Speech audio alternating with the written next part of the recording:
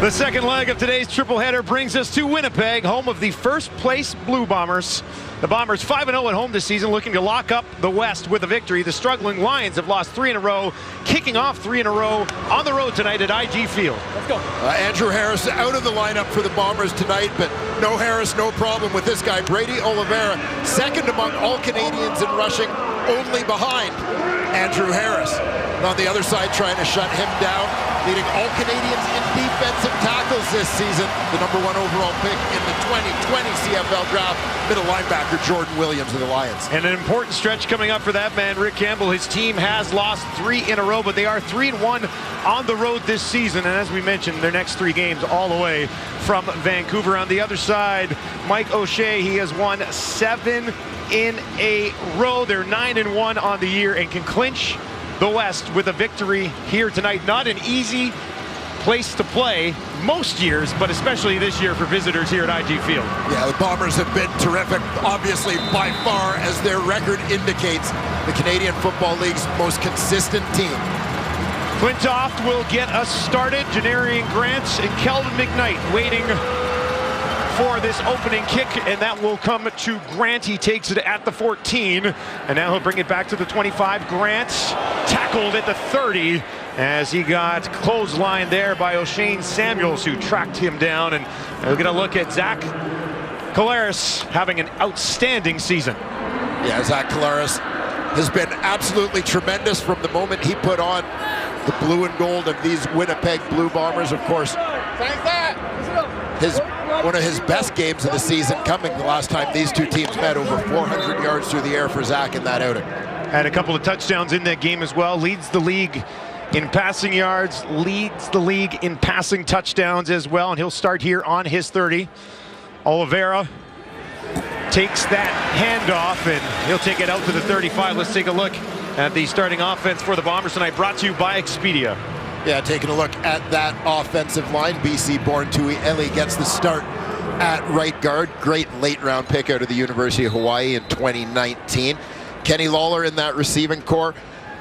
Tremendous outing for him. We talked about Collaros' yards last time these two teams met. Kenny Lawler contributing over 200 through the air in that game. Yeah, half of them essentially going to Kenny Lawler, who's having a huge season, 785 yards receiving and 4 touchdowns. Collaros down the field looking for Bailey, and he's got him past midfield. Rashid Bailey, who had 7 targets for 93 yards last week, involved here early. Yeah, Bailey just heading right down the seam. Collaros spots him just in front of the defender. Harden coming over from his free safety spot to make the play. Bailey has been excellent for Winnipeg this season. Comes in to tonight's game top 10 in the league in targets and has become a big part of this offense alongside Kenny Lawler.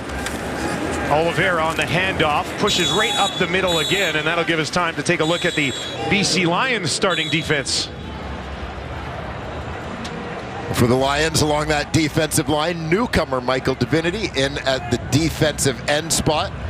We mentioned Jordan Williams, tackling machine at middle linebacker. He and Bo Lacumbo, part of a great season for Canadian linebackers. Keep an eye on Hakeem Johnson playing the field corner, using a Canadian in the secondary this week.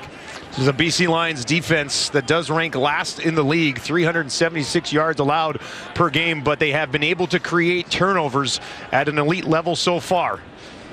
Collaros with time. Wolodarski has it batted away on second down. Anthony Chaffee over there to force a third down for this Bombers offense.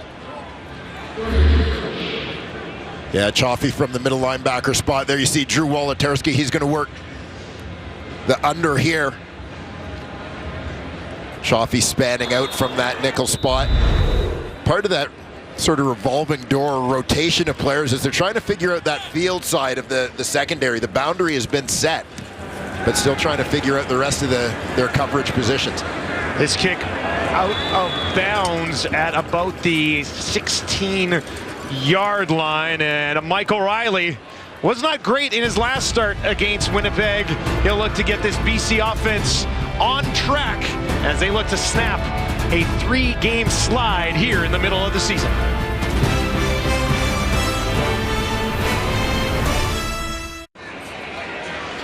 Mike O'Reilly and the BC Lions, and Mike's put together a pretty good season so far.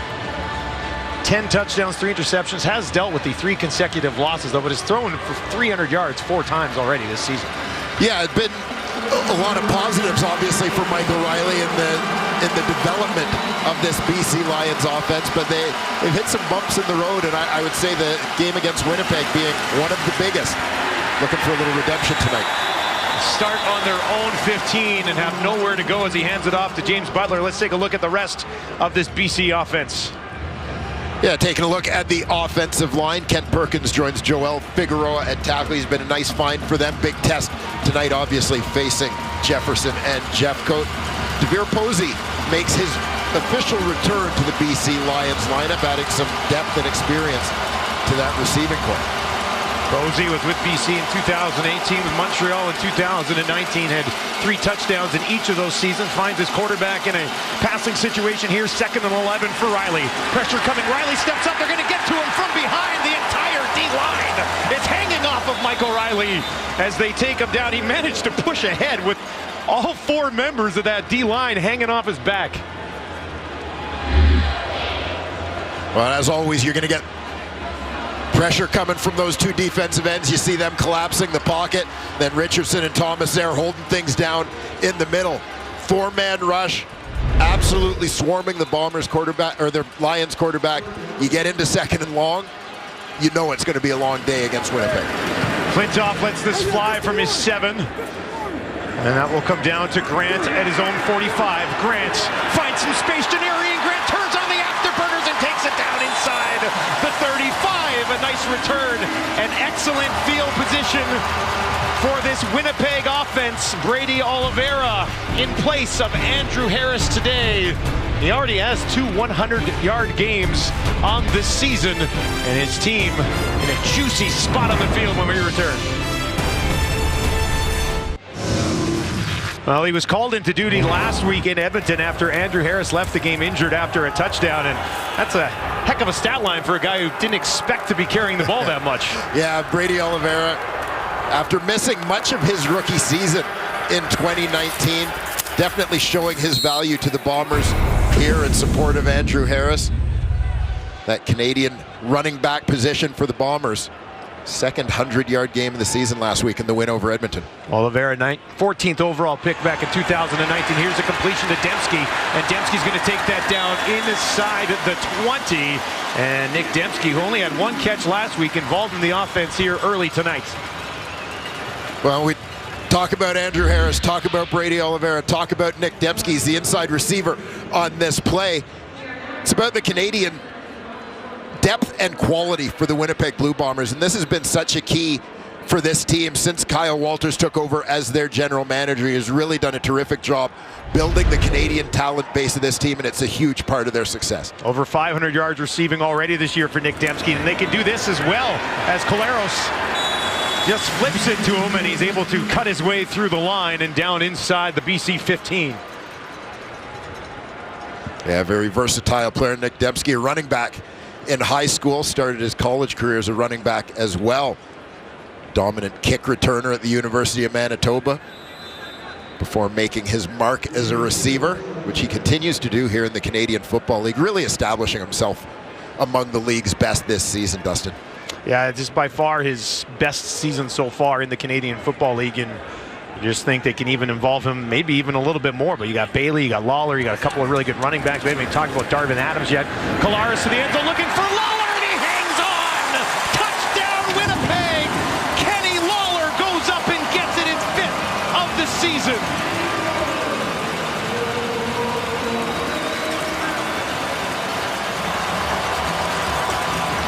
And Kenny Lawler pays the price but makes the play. Terrific grab in traffic here. Well-placed ball by Zach Collaros, where only Lawler could get that one. Comes down hard on top of that football as he's drilled to the ground after making the grab. 3-play, 34-yard drive. Took just 95 seconds after the nice return and the good field position from Janarian Grant. 16th touchdown pass of the year for Collaros. Mortada out for the extra point and a 7-0 lead here early in the first quarter. And that one will be knocked home, and Winnipeg in control here.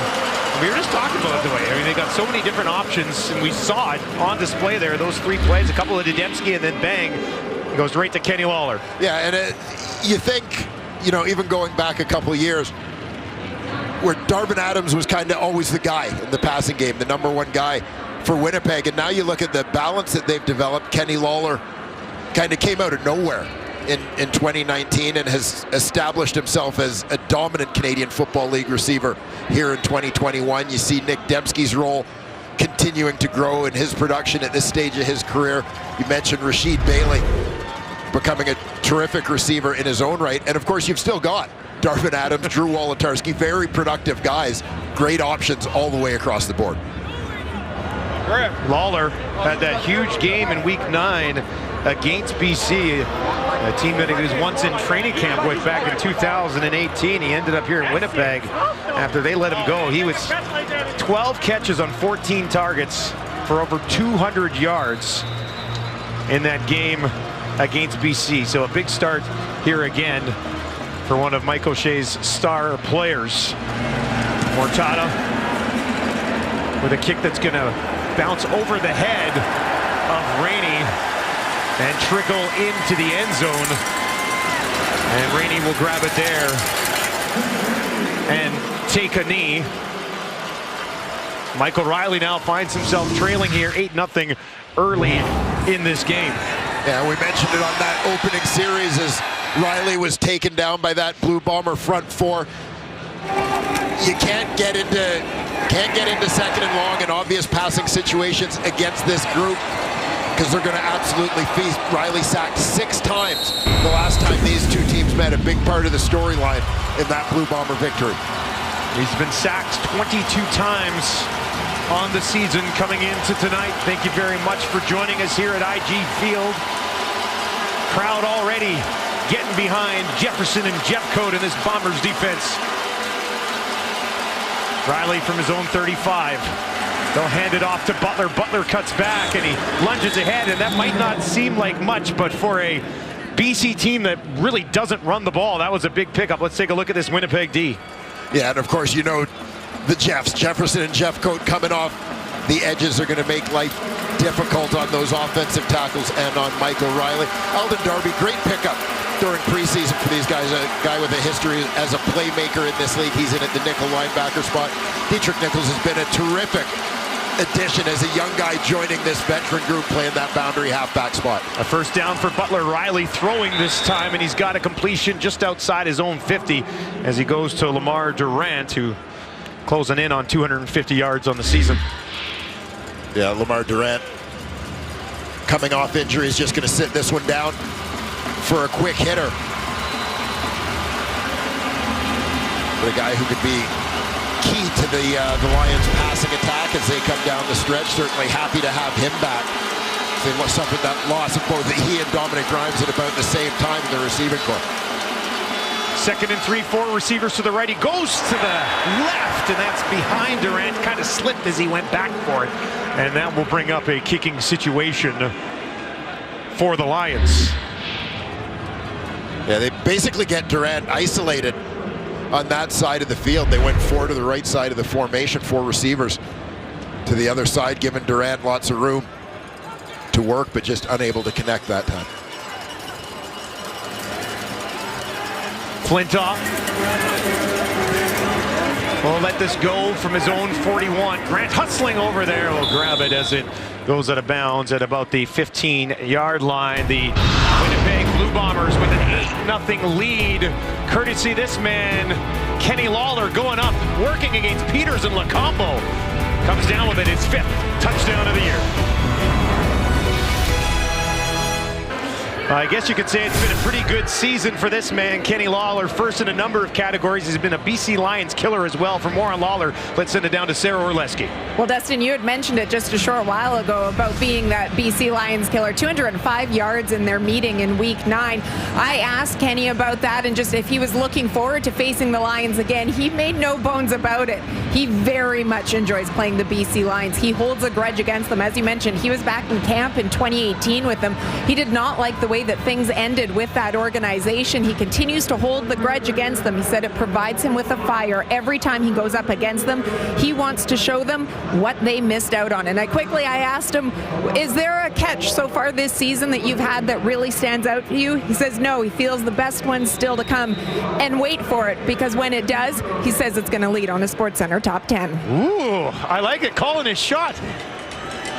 Dwayne, were you a grudge holder as well during your time? I still hold grudges. Yeah, I mean, none of them have to do with football, but probably best if I leave it at that for now. Here's that huge game that Lawler had out in Vancouver.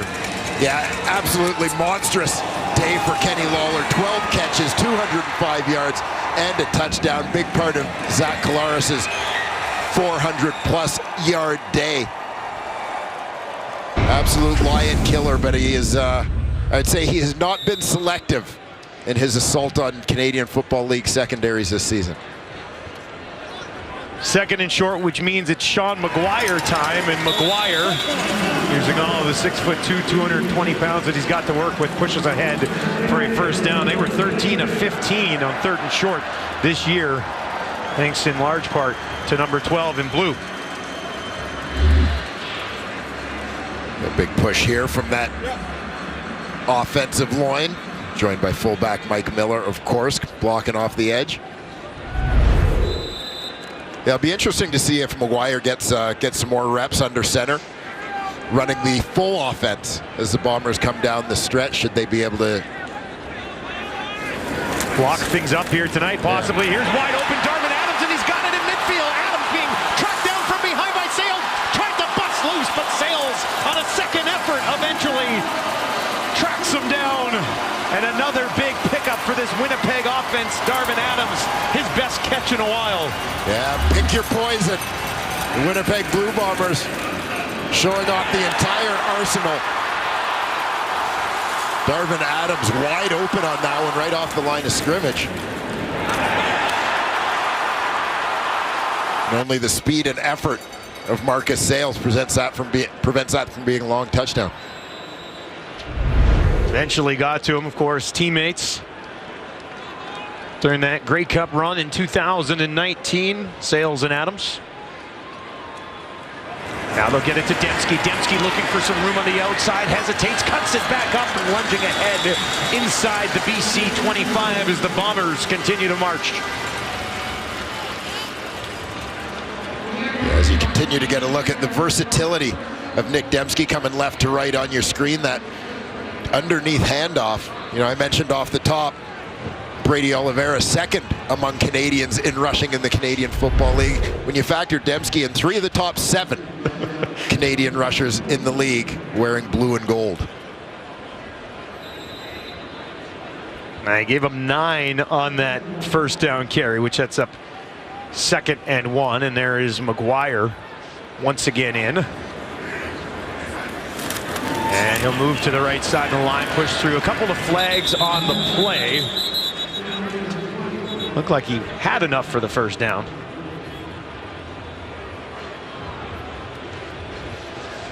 Pretty smooth flow, good pace to this game so far. And offside on the BC defensive line. It's a 5-yard penalty. First down, Winnipeg. Dave Foxcroft running the show here tonight.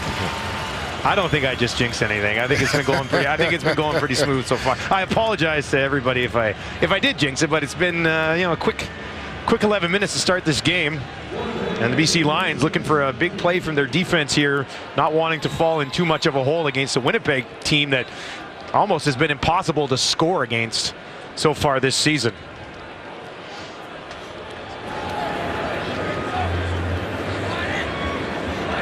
Collaros looks towards the end zone again, going up and getting it for the touchdown. What an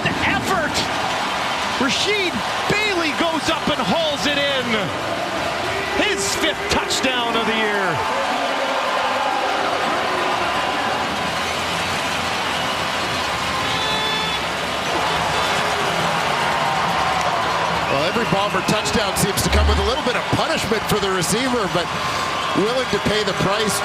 We saw Kenny Lawler take a big hit as he caught an earlier touchdown pass, and here Rasheed Bailey being reminded of those darn Canadian goalposts. Look out! TJ Lee tried to make a play on it, just over his hand. A 6-play, 95-yard drive that took only about 3.5 minutes. They come all the way down the field, and Mortada with the extra points, and that one right down the middle, and the lead is 15 here early in Winnipeg. Zach Collaros, Bailey, and Winnipeg in full control.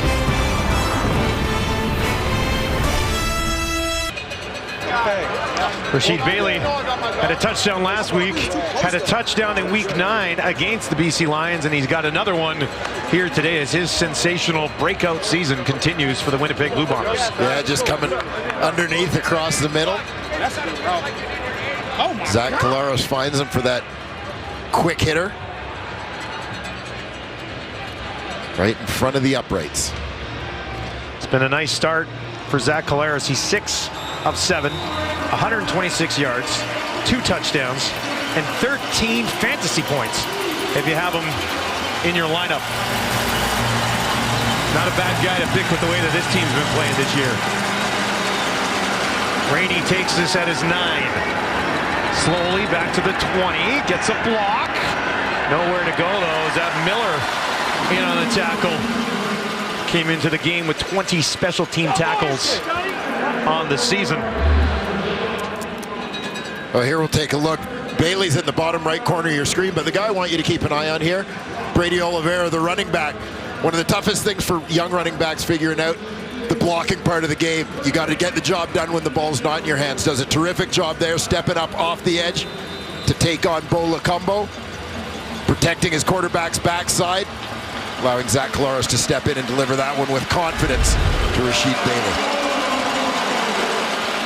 BC Lions now find themselves down 15 on the road against the Bombers team. Perfect, unbeaten 5-0 here at IG Field. They'll hand it off to Butler, and a nice burst right up the middle. He's absolutely hammered at the end of the play by Adam Bighill, but that's another first down, the second first down carry of the game for James Butler. Adam Bighill has moved out of the middle on this. He's going to be coming from the right side of your screen. That creates an opportunity for Butler to hit this one, but you can never forget about Adam Bighill. Tracks this one down to deliver a massive hit. Riley throwing here. That's a one-handed catch, and it's a beauty from Catoy. Catoy will take it out to the 50 and eventually forced out of bounds on the far side of the field, on Winnipeg's side of the field. You've got to love the work of Javon Catoy here in his second year in the Canadian Football League.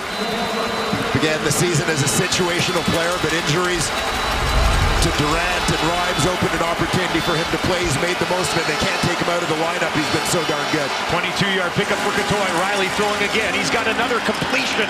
This one to Keon Hancher, and he's down to the Winnipeg 45. So a nice start to this drive for Riley and the BC Lions. Yeah, and this is the response that they needed after a first quarter that has really been all Winnipeg up to this point. Nice job by Riley settling things down. Ability to establish something on the ground here has been big for BC. The last time these two teams played, their running backs only touched the ball 4 times. We've got a couple of first downs already from 24 in white and orange and James Butler. Riley back outside to Hatcher again, and he's got the first down and a little bit more. Yeah, I like that play call again. Some creativity in a second and short situation, not going for the obvious run. Mix things up a little bit, keep the defense honest. High percentage play, balls out of Riley's hands quickly, so he's not risking taking a hit. But you loosen up things in the box a little bit, which hopefully helps him as this game goes on in terms of that much needed ground game that you alluded to, Dustin. First and 10 on the home side, 39 for Riley. Burnham with a drop as Riley looking for that short completion to Brian Burnham, who caught 7 of 9 last week, was not able to haul that one in. Yeah, the normally sure-handed Brian Burnham wanted to get his head around in a hurry, knowing Nick Taylor was coming downhill at him. Just broke his concentration there for a moment. But I'm sure he'll make up for it. Somewhere along the way, you think he'll catch one, eh? Yeah, he's got a little credit in the bank, I think. Had a reception in 91 consecutive games, his entire career, essentially. Here's Riley, guns one over, and that one, a couple of cracks at it for Durant. But Nichols was there, had him tied up, and Durant couldn't haul it in.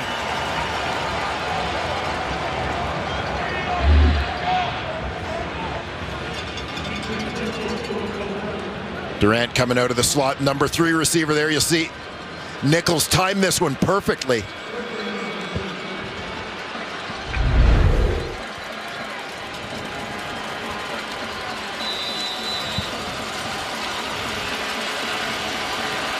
Jimmy Camacho from 46, and that one is wide right. Janarian Grant will grab it, and he'll bring it out of the end zone back to the 10.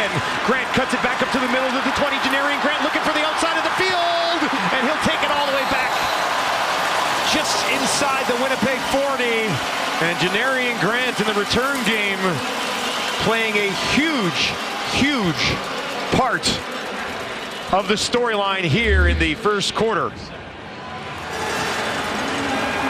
Yeah, I mean, part of the reason why the Winnipeg Blue Bombers weren't going to get into a bidding war, essentially, for the services of Lucky Whitehead when BC came calling in free agency, was they felt they had a somewhat similar guy in waiting in Janarian Grant. You haven't necessarily seen him do what Whitehead's done for BC in terms of the offensive game, but in terms of special teams contribution, an impact guy. Oliveira on the carry, short pickup, positive yards on first down, takes that up to about the 40, and we'll have one more play here in the first quarter. A good first quarter for the Winnipeg Blue Bombers as they lead here 15-0. Yeah, getting out to that quick start, and I'm sure we'll talk as this game goes on about how good they have been as closers this season. When you get off to a great start like this, knowing how good you are at the end of football games gives you a great deal of confidence. Nice start for Collaros tonight. They're going to bring some pressure now right up the middle. He sees it, gets that away. A completion to Darvin Adams all the way up to the BC Lions 50. And Adams heavily involved in the offense here tonight. Heck, everybody's been involved in the offense here tonight for the Bombers. Dembski, Oliveira, Bailey, Adams, Lawler, all getting it done for Zach Collaros. Over 150 yards and 2 touchdowns. Winnipeg in full control at home. Well, excellent start here at home once again, where the Bombers are 5-0. They're up 15-0, and they've really controlled the ball offensively so far in this game. Yeah, they really have. So often we end up looking at these statistics and thinking that they don't tell much of a story of the way the game has gone so far. But in this instance, they really do. The Bombers have looked terrific offensively. Zach Collaros and that receiving core, so good together. So what about the BC Lions? They've lost 3 in a row. They've got 3 here coming up on the road, including this one tonight. And you're down 15. How do you get things on track here? Yeah, well, then this is where you're fortunate, I think, to be in a position where you've got a veteran quarterback like Michael Riley, who has kind of seen it all, been there, done that, has faced and overcome adversity. And so I really think a lot of it is going to be about following his lead. But I think it's important when we look at the offense, we've talked a little bit about that ground game, is to A, not let yourself get in too big of a hole, and B, not press the panic button early in the game because you're down by a couple of scores and give up on their own game. Collaros hands this off to Bailey. He's upended, but not until he gets to the BC Lions 45. It's become such a storyline, and we touched on it briefly about what good closers the Winnipeg Blue Bombers have become, how good they are offensively when it comes to running the ball, controlling the clock down the stretch, and how they have that killer instinct defensively when they get to have a lead near the end of games. And a big part of that is when you've got other teams chasing. I mean, that plays right into the strengths of this Winnipeg defense. So you don't want to get into chase mode too early. Collaros taking care of that so far here in the early going, as he guns another one in there to Bailey, and BC Lions trying to hold him just shy of another Winnipeg first down.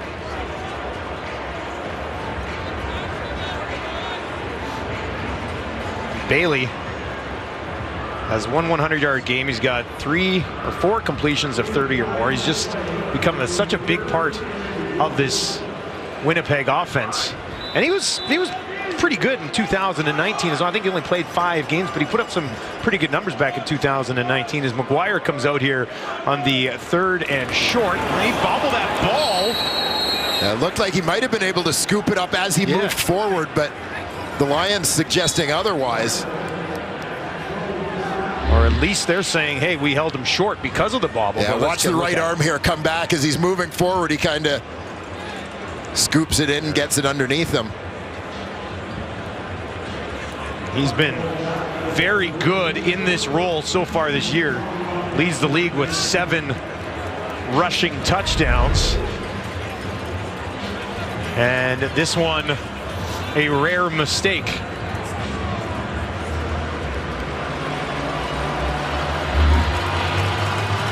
A rare missed opportunity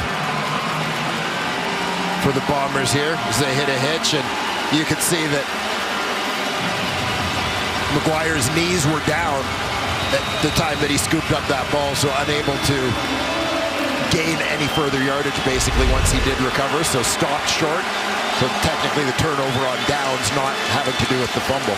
He's already been out in the game first there 2 times in the first quarter on the 2nd and short situations and managed to execute. Here's another great carry from Butler. His high this season, 37 yards in a game, and he has been moving that ball nicely so far here. Yeah, and getting at him, Big Hill blocked. Obviously a big part of success in the ground game. Center Peter Godber does a nice job recognizing Big Hill sneaking up in that A gap, gets him sealed off, creating a seam to allow Butler to do it. 1st and 10 on their own 50. Riley hit as he throws. And did that one bounce on the way in? Yes, it did, as he was looking for Posey. One came up just short of him. Yeah, and you can see exactly why this one falls just short.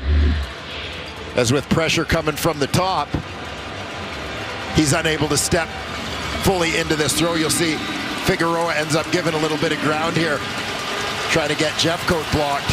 Riley can't step into the throw, can't follow through. Release ends up high as his arm motion is stopped. And that ball falls just short. 2nd and 10 for Riley. 3 receivers wide side of the field to his left. He's going to come to the right. That one almost picked off as Alford was in coverage against Brian Burnham, and he got a piece of it. Couldn't haul it in, but it will fall incomplete. Bring up 3rd and 10 in a punting situation for the Lions. Yeah, Alford, of course, the other half of that terrific rookie tandem. The boundary side of the Blue Bomber secondary. DeAndre Alford, Dietrich Nichols. A couple of first-year guys coming in to join a veteran unit and really fitting in seamlessly. Yeah, those 2 guys have done an excellent job with this group of returning champions. The kick will bounce to Grant at the 20. He's been dangerous so far here tonight. This time he'll lunge ahead just inside the 30. And the Winnipeg Blue Bombers defense, hey, as expected, they came to play and they're making plays. That's Alford all over Brian Burnham, able to knock it away. Well, CFL on TSN keeps on rolling tonight as the Saturday triple header comes to a thrilling end with a battle between the Rough Riders and the Stampeders. Catch the action immediately following this game only on TSN, and that is another huge game when you look at the West Division standings. Calgary's already taken 2 from the Riders in the last 3 weeks, and a chance for the sweep here tonight. Does it feel a little bit like Groundhog Day? Stampeders and Rough Riders playing each other again, 3rd time in 4 weeks, but it's like a playoff series, which we don't really get in football. So a nice changeup.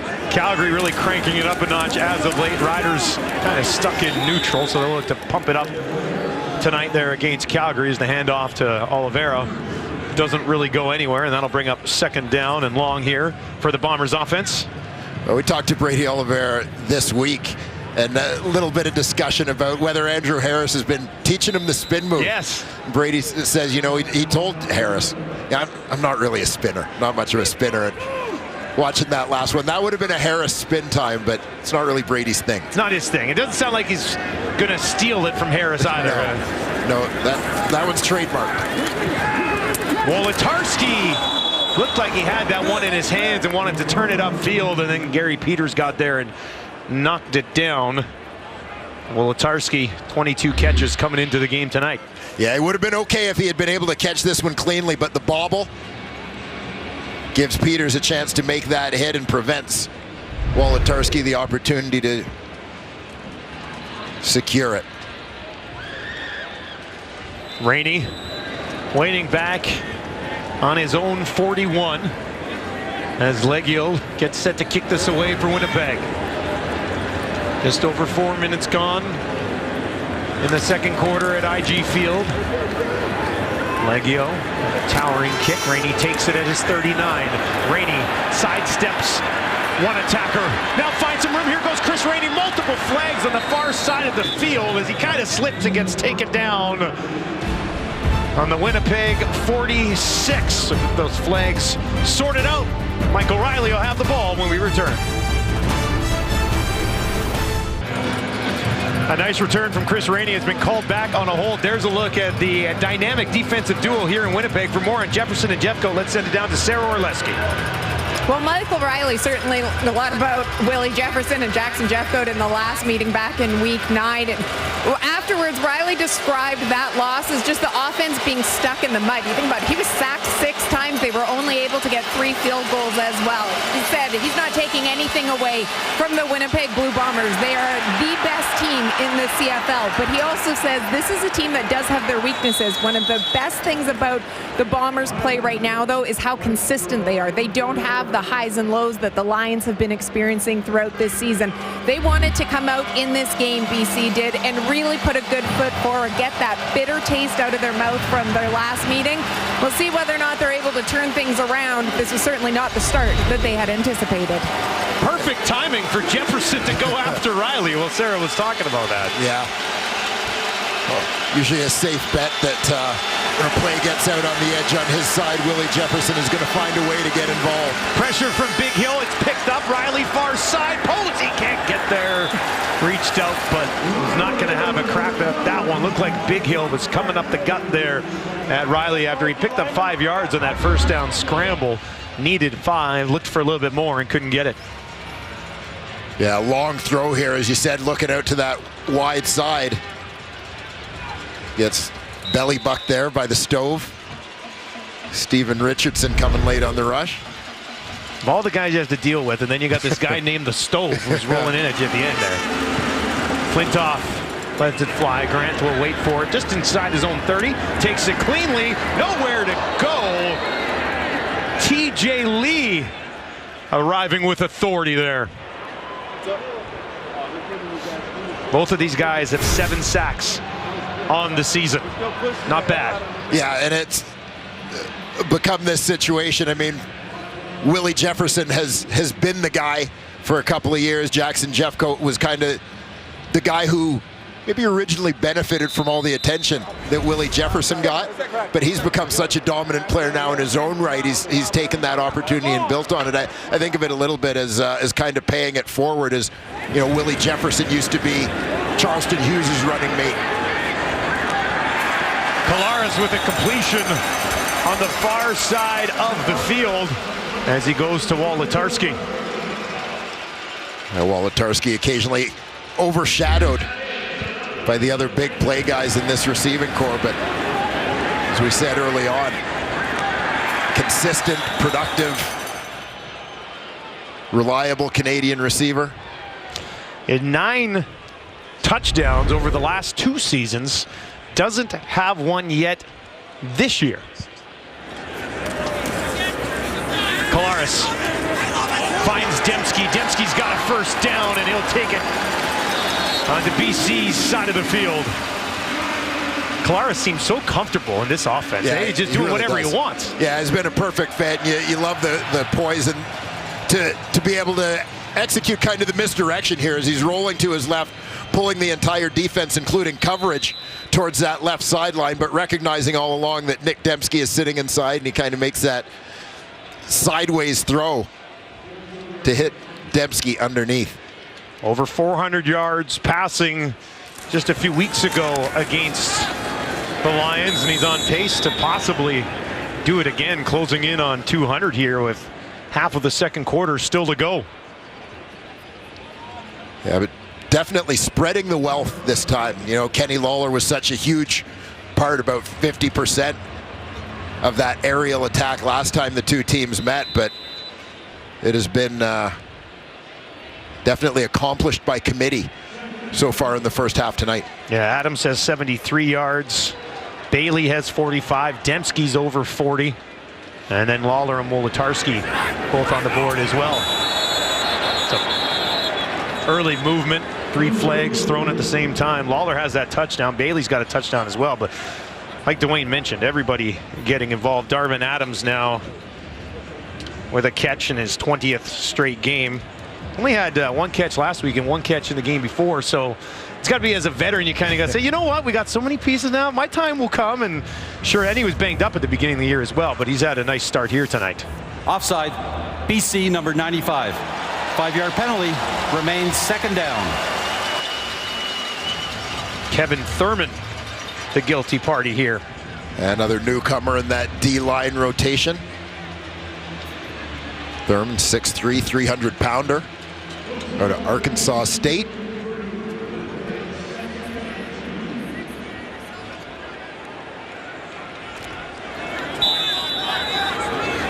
Second and 2 for Collaros. Oliveira stands in behind his quarterback. Collaros barking out some instructions.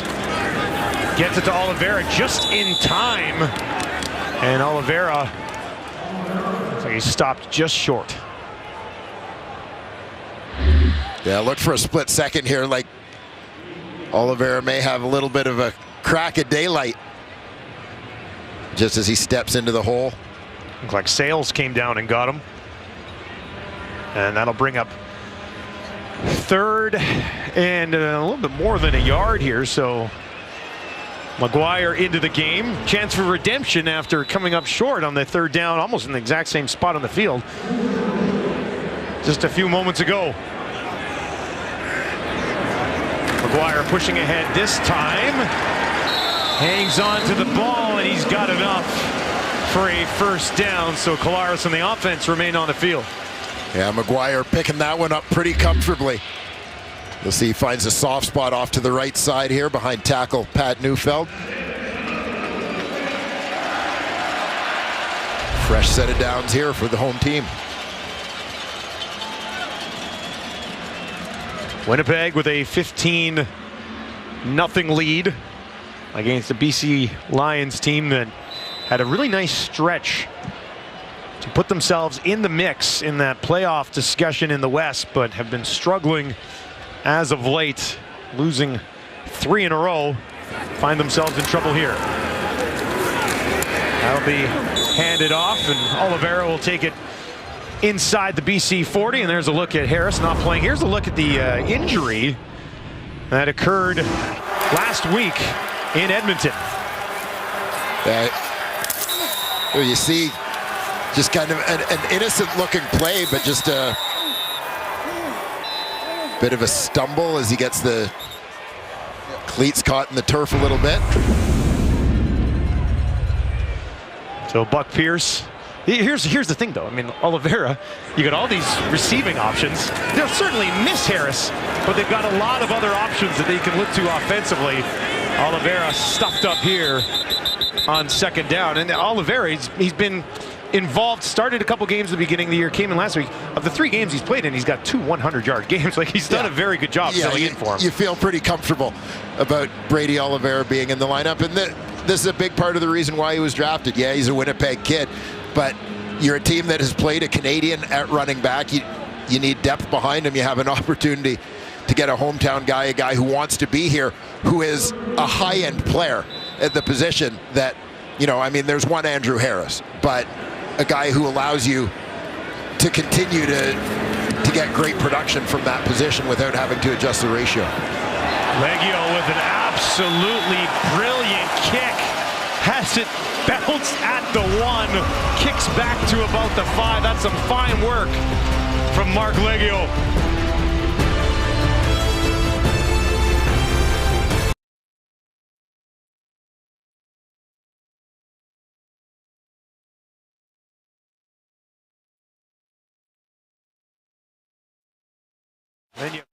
But here's Riley.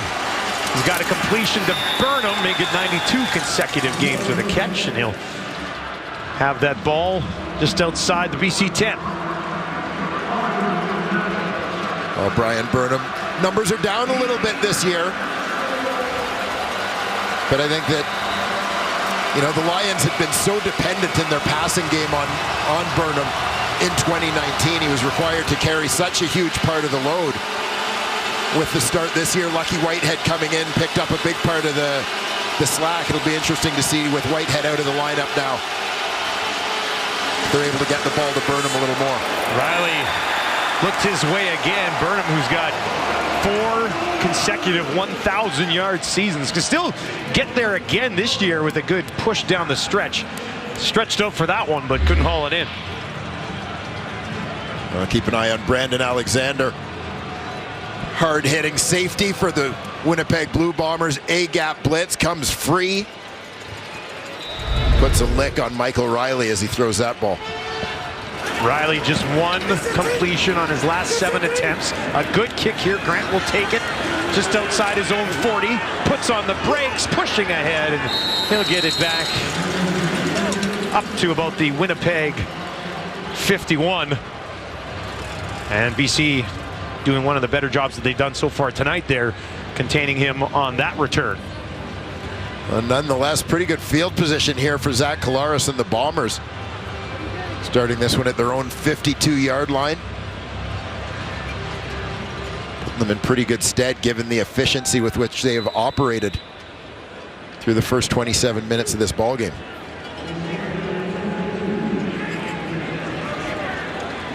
Collaros will start on his own 52. 4 receivers to the wide side. Over on his left. He's going to look. That's batted away. They're going to rush after. That'll be an incomplete pass, I believe.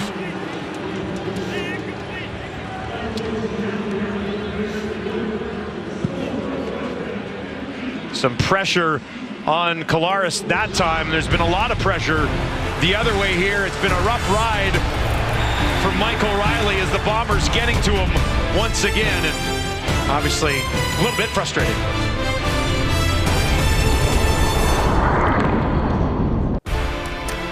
Well, 4 hours into our triple header, and Ches has decided we don't need to wear formal uniforms anymore, do we? Nope. Coming up at the half, we're going to talk about how complete these Winnipeg Blue Bombers really are, and we'll think of other things too. Or maybe not. What about us? We have to dress formal all the time? I was going to say, we going casual Saturdays now? Oh, or do you get the triple header? I mean, maybe. They still got a long way to go back there. Some interesting attire here in Winnipeg tonight as well. Their team, they got to be happy with what they're seeing so far. 15-point cushion, trying to tack on a little bit more here inside 3 minutes. Collaros with pressure up the middle, escapes it, rolls to his right. More pressure coming, he guns it away to Adams. And Darvin Adams will slide underneath it at the BC 50. A good effort there from Collaros to buy himself a little bit of time. With pressure coming, again, Oliveira steps up to cut down, blitzing Lacombo. Collaros escaping to his right. He knows the hit's coming, but quick little sort of sidearm delivery there to Darvin Adams. It was Guacham who brought the pressure there at the end with Lacombo. Initially, Guacham moves pretty well for a 6'5" guy. 6'5", 250. And he was bringing the heat there at the end of that play. Leggio got quite a bit of this one, and that's going to force Rainey back into his end zone, where he will quickly take a knee off the kick from Leggio. Oh, don't go anywhere. Another halftime. They got another one later on.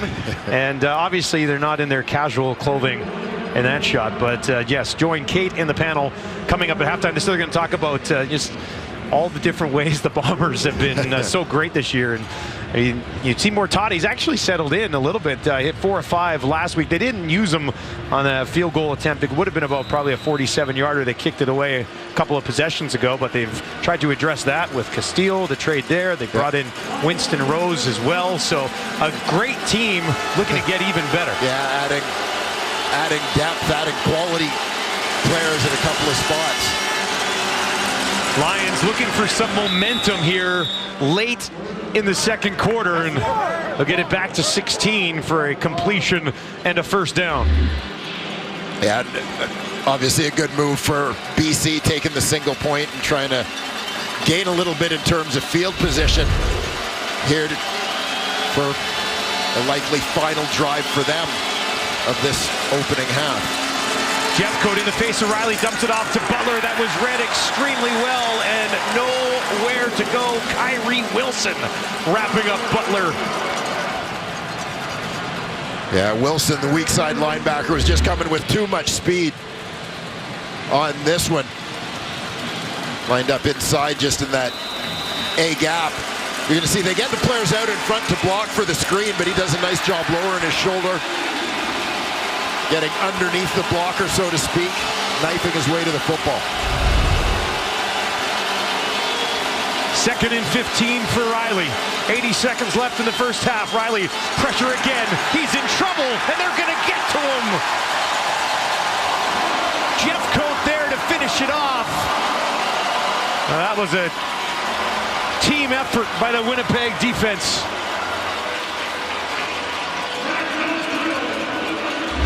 Yeah, you know that stuck in the mud kind of feeling that Sarah mentioned earlier. I think it's a little bit like this. Got Jefferson coming from the top of your screen, Jeffcoat working from the other side. Wilson in on that one as well on the blitz.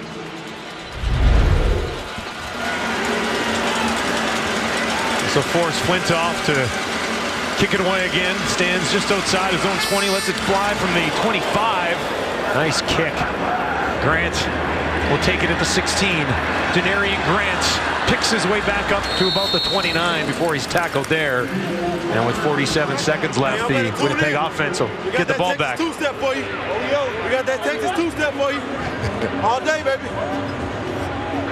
All day. Could be a long night here for Riley. So far, he has been a man of his word. Jackson Jeffcoat. You know, as I started talking earlier about the Willie Jefferson, Charleston Hughes connection. Charleston Hughes, of course, see, there was a string of years, about 8 consecutive years, whoever was opposite Charleston Hughes always had a career high in sacks. Willie Jefferson was one of those guys, and to me that was the beginning of Willie Jefferson becoming a really dominant defensive end in the Canadian Football League, and it's sort of like he has now paid that forward, helping Jackson Jeffcoat become a guy who is dominant in his own right. Jeffcoat coming into the game tonight, as we talk about those two dominant defenders. He had 7 sacks, 4 forced fumbles, 5 tackles for a loss. Jefferson had 7 sacks, 3 forced fumbles, 3 tackles for a loss, 3 knockdowns, and an interception. I mean, they're okay. Yeah. I think they help things defensively. Yeah. Polaris finds Dembski. Dembski's got that big playability, and he'll take it outside the Winnipeg 50 with 16 seconds on the clock. Yeah, see if they can get a couple of quick hitters here and maybe set up Ali Mortada for a shot at a field goal before they go to the break. Polaris. Pressure coming on the backside, and they'll get there. That's Obum Gwacham who tracks him down. His 4th sack of the season. Well, the BC Lions completely rebuilt their defensive line over the course of the offseason. Gwacham is a guy who has proven to be the centerpiece of that. You saw that big leaping step that kind of throws off the timing of the offensive tackle, Brian. You know, you usually get into a little bit of a rhythm with that kick step out there in protection. Gwacham gave him a little change up there, threw off the pace.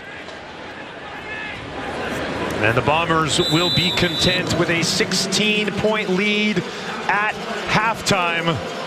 Collaros, excellent first half, couple of touchdown passes. Let's send it back to Kate and the panel.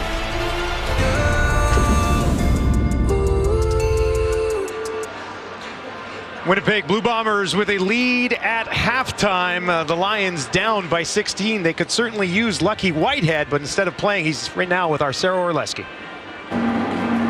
Well, Lucky being back here at IG Field must bring back some memories for you when you think back to 2019. And when you look at the fact that you were able to make such a connection with these fans, we saw you even signing a jersey, a Whitehead Bombers jersey for you. What's it like to be back here? It's emotional. It's exciting. You know, just to hear the fans and, you know, interact with the fans.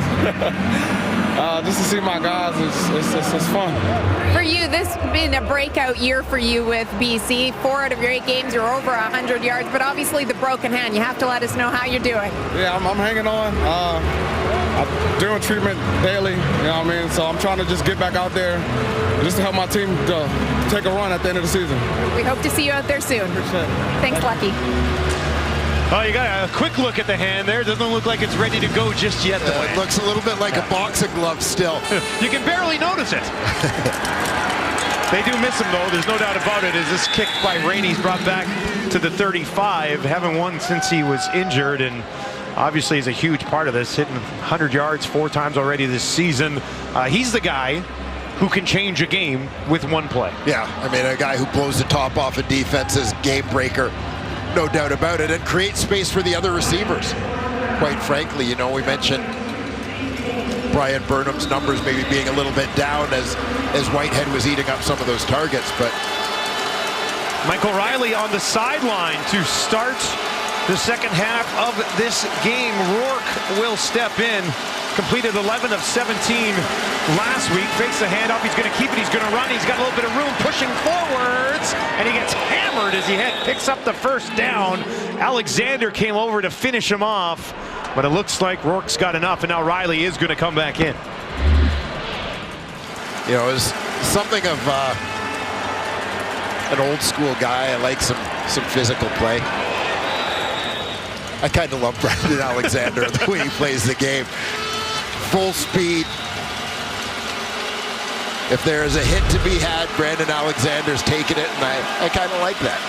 Wilson set him up. Alexander knocked him down and finished him off. Now they'll give it to Butler, and hello, nowhere to go there. Richardson met him at basically the moment he got the ball. And there's a flag on the far side of the field. Offside. Winnipeg, number 98. 5-yard penalty. Remains first down. That's why he was there. He moved early. Yeah, BC had some success running the football in the first half of this football game. Stephen Richardson anxious to let it be known that they do not want the same trend to continue in the second half. Just a little early on that one.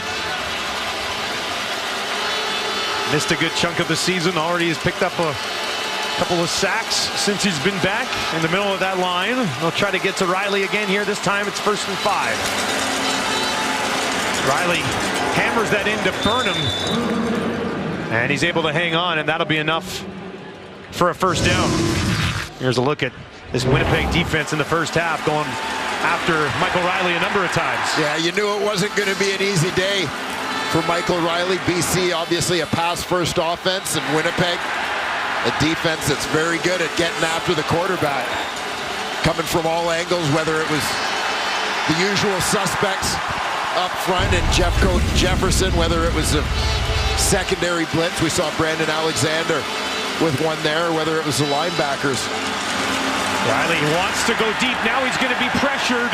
Wilson will come in. Richardson is there as well, and they'll eventually blow it down. He was 7 of 14 in the first half, was Riley, and it looked like he was looking for something down the field there, but nothing opened up, and then it was too late.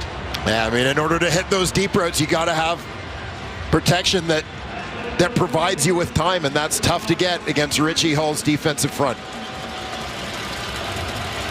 Mad scientist this year at that defense, especially in the fourth quarter where they've only surrendered 2 field goals all season. And he's got a lot of different ways that his defense can hurt you.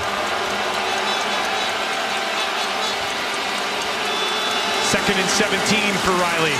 They're coming right after him. He's going to dump it off to Butler. Butler's got quite a bit of room here. Butler pushing it ahead. Alexander came over, slowed him down, and then he was finished off by Mike Jones.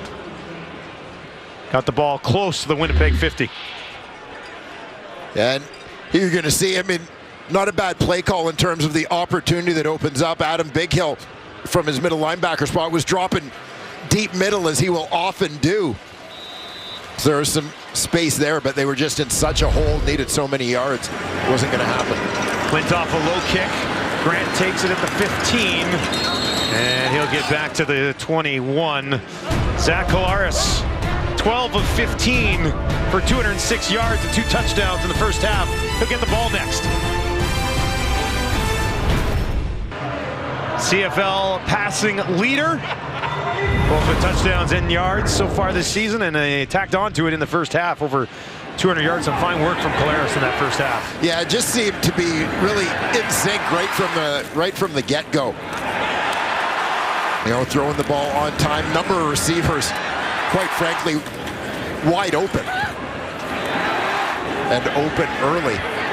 Getting good protection from his offensive line. You mentioned it in the first half, Dustin, just looking comfortable. Has some time, far side of the field. Wolotarski with a flag, and he's able to go back to that ball. I think they were going to call pass interference against the defender, but Wolotarski stayed focused, caught that ball, and took it out to the 50. Yeah, keep an eye, Wolotarski.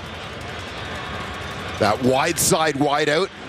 He's working against Akeem Johnson. As he tries to come back here, you'll see Johnson grabbed a little bit. That was where the flag was thrown. But he managed to get off that BC. Contact that penalty just declined. Before the ball arrived. First down, Winnipeg. Second catch of the day for Drew Wolotarski.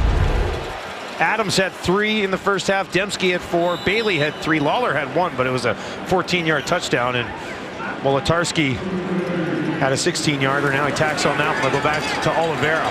Oliveira trying to lunge ahead, but he's wrapped up after just a couple of yards on that first down carry. BC's done a pretty good job containing him so far in this game. Yeah, they have. I mean, you kind of have to pick what you're going to shut down, really, as we talk about all the weapons for Winnipeg, but try and create a situation at least where you're strong against that first down run and do the best you can when you get them into these second down situations. 2nd and 8 for the Winnipeg offense. 3 receivers, now 4 to the left of Collaros. Collaros finds Adams, and he kind of had to reach back and get it, but he's able to haul it in for his 4th catch of the game. Yeah, good body control here for Darvin Adams, usually on that quick slant. You make the move and you're running full go. He's coming from the right side of the formation. Getting his body turned to open up, as you said, kind of slow down, adjust to where the ball is being delivered. Working against Gary Peters that time.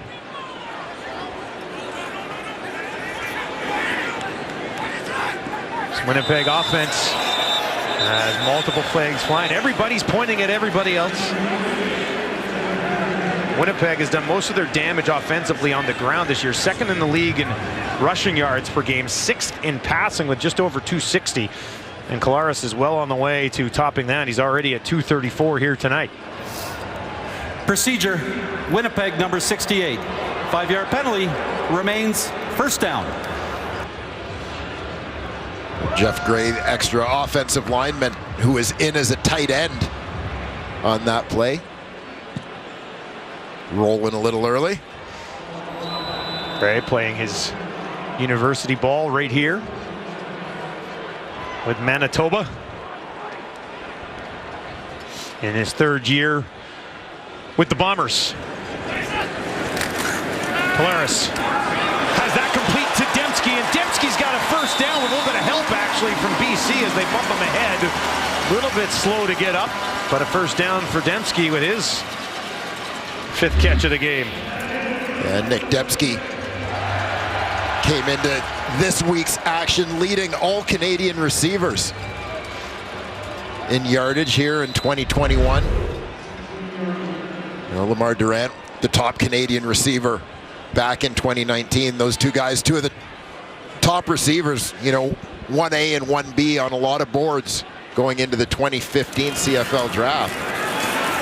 Oliveira takes a little bit of contact but pushes it down inside the 30, and goes Winnipeg off, and they're up 15-0 in the first half. It's still just 16. BC's defense has been trying to keep them in this game, but starting to break down a little bit here. Yeah, and you know, I mean, at some point this BCD is going to need the offense to put some points up on the board, put together an extended drive, get them off the field, give them a little bit of a break,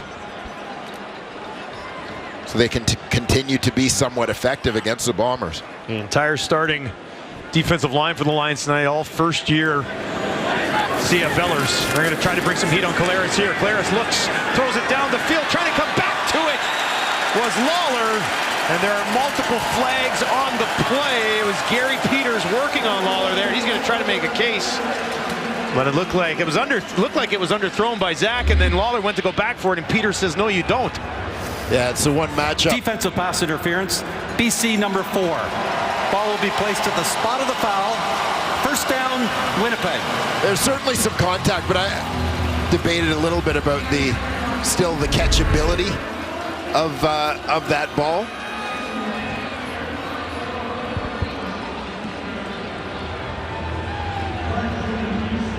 That'll move the ball down inside the 5.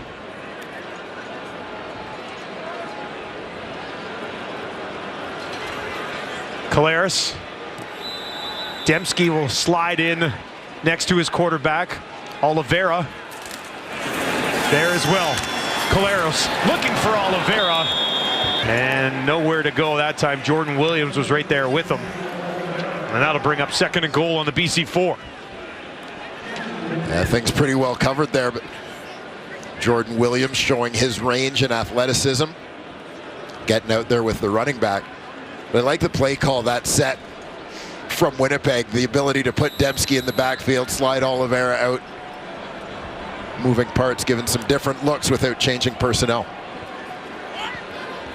We'll get another crack at it here from just inside the 5. 3 to the left, 3 to the right for Collaros. Looks to the right, in trouble, lets it go. Oliveira went up for it. And there's a flag back at Collaros as he was taken down heavily right as he let that ball go.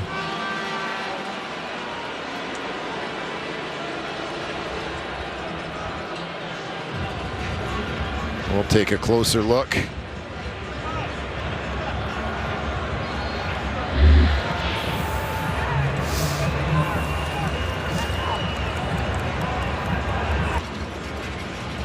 Watch him in there, and then yeah, I mean, do you see anything? I didn't see anything with the hit, and I wonder if there was something. Major foul, roughing the passer, BC number 95. Half the distance to goal, automatic first down. And they will challenge this, as Rick Campbell has thrown that flag. Looked like he was listening in his headset, waiting to hear exactly what was going on. We got one look at it so far, and they're going to take a few more peeks at this thing now. BC is challenging the ruling of roughing the passer on the previous play. We'll review the play. We'll try to get you an answer when we return. Bombers with the lead, looking for more. One more look at the play that's currently under review. Yeah, and roughing the passer called here again. Not sure I see it when the D lineman is essentially taken into the quarterback by a blocker, but After review, the ruling on the field stands. It will be a first down, Winnipeg. Third challenge of the year for Rick Campbell. He's now got one win and a couple of losses. That was a tight one though, I think, because it was Thurman who was initially flagged on the play. They'll bring in McGuire now and work from the 2. Sean McGuire hands it off. Oliveira pushing through, and he's got it. Touchdown, Winnipeg! The first of the career for the hometown boy.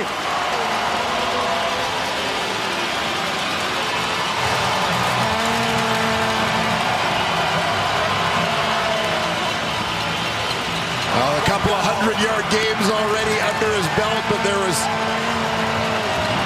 a milestone missing for Brady Oliveira. He just took care of that with his first career Canadian Football League touchdown. Grew up watching games in the old stadium, in this stadium as well, and what a moment for Brady Oliveira. He's been a pretty good part of this offense when called upon this year, and that is his first career touchdown.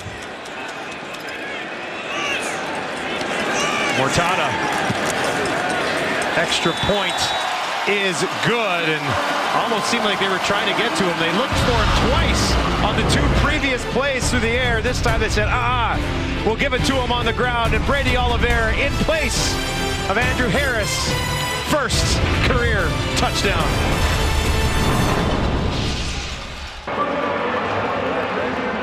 Feel-good moment for Brady Oliveira with his first career touchdown here for the Winnipeg Blue Bombers, and this one really wasn't in doubt, was it, Dwayne? He was putting that ball in.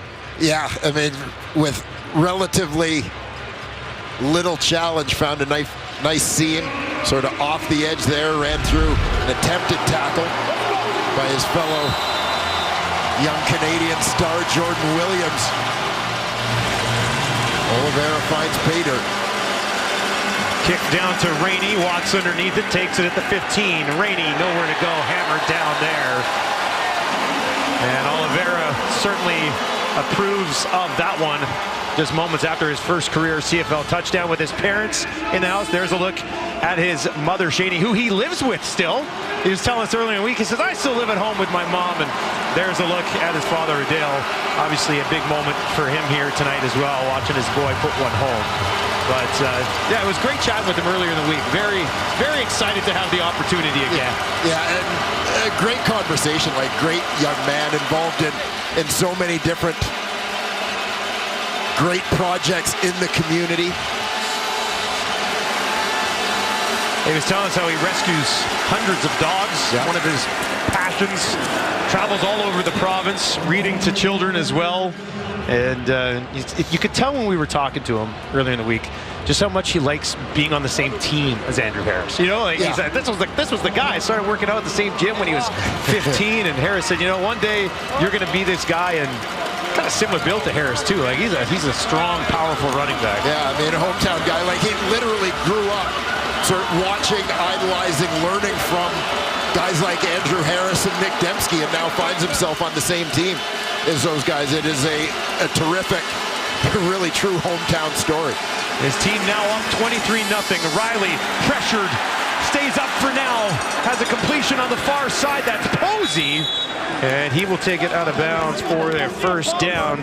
That is the first catch of the season for Posey now, of course, here with the BC Lions. Yeah, Posey started the season on the injured list in Hamilton. And about the time he was ready to come back, some of their young guys had sort of staked claims on jobs, which made him expendable, but that sort of timed up with Lucky Whitehead going out of the lineup in BC. And to be able to add a proven, productive veteran receiver at that time, great addition for the Lions. 2017 Grey Cup MVP. Riley had to get rid of this one. Jeff Coat was right in his face And he managed to throw that one out of bounds where nobody was going to get to it. Yeah, Jeffcoat got there in a hurry. There's a look at the career of 31-year-old Devere Posey.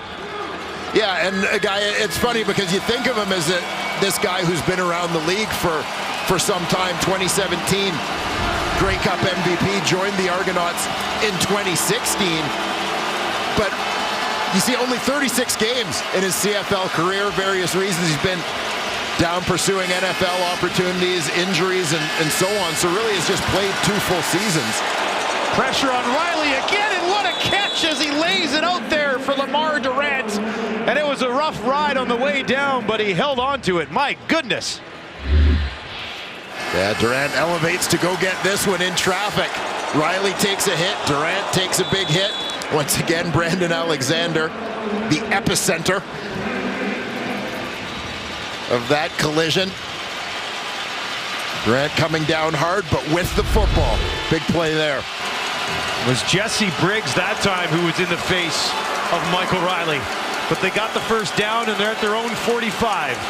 Down by 23 are the BC Lions. Pressure coming again. Riley in trouble again, gets it away. Jefferson picks it off, and Willie Jefferson is going to take it all the way to the house. Bombers defense strikes with a touchdown.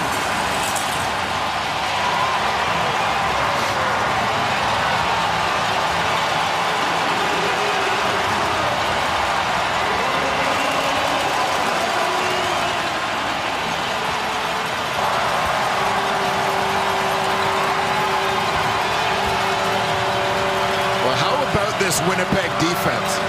You know, and we talk so often about kind of a Bermuda Triangle of big 3. Jefferson, Jeffcoat, and Big Hill. But how about Brandon Alexander, the guy who comes off the edge on this one and makes the play, forces that throw, the ball to be popped loose into the hands of Willie Jefferson. Now, not sure if what he was thinking initially, if he was trying to give the ball to Alexander there and then maybe realized Alexander had James Butler right behind him. Is that what he was thinking? Because he was home free as soon as he caught that ball. He turned around. You're right. It looked like he was looking to give it to somebody. Willie Jefferson with the pick 6. Coasted to the end zone. You don't see that very often. 4th career touchdown for Willie Jefferson.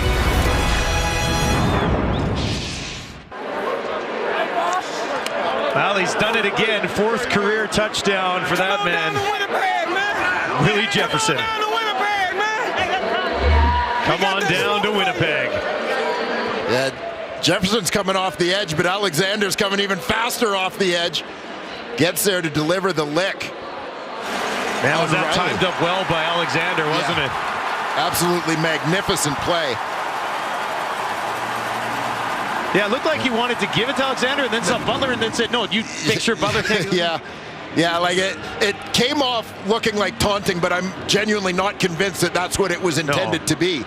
I think he was kind of looking to share the wealth there and then realized I better just get my butt in the end zone. You know things are going well for the Winnipeg defense this year when they're picking off passes and then deciding on the way back who's going to score the touchdown. Like, come on. Yeah, having time to sort it out. Yeah. You know, trading roles, right? Brandon Alexander getting the sack and Willie Jefferson getting the interception. Yeah, Alexander's got a couple of interceptions this season. Actually, 2 in the same game, I believe. This will come down to Rainey at the 25. Now Rainey's going to take it right back up the middle. Rainey stumbling and bumbling his way down. Gets it outside the 45. Pretty solid return there. That'll be Nathan Rourke in at quarterback, and not shocking with the number of hits that Mike Riley has taken in this football game. One in which the BC Lions offensively just haven't been able to find consistency. They've had moments, but really haven't had drives. We saw Rourke to start the half with a carry for 10 yards. He's going to be pressured here, throws it, has a completion to Catoy, and Catoy with one of the bigger plays plays of the game for the Lions offense. Takes it down just outside the Winnipeg 40. Riley, 11 of 20 with an interception in just 86 yards as Rourke gets an opportunity to go to work. Yeah, and you got a taste of the poise of Nathan Rourke on that play, standing in, surrounded by a couple of defenders, but zips one to an open Javon Catoy down the hash. Work from the Winnipeg 42. Durant with the completion. He turned to look to go upfield, and there was no room. Dietrich Nichols all over it. Yeah, the blockers just were beaten on that play, quite frankly. They had a number of BC Lion jerseys, both offensive linemen and receivers, out there trying to lead the way for Lamar Durant, but Nichols and others just simply beat their blocks to make the play. Just over 3 minutes remaining here in the third quarter. 2nd and 10. More pressure coming right up the middle. Rourke gets it away. Has a completion again. Catoy spinning, staying on his feet, and the big fella's going to push it out for a first down. What an effort from the 6'5", 230-pound Catoy.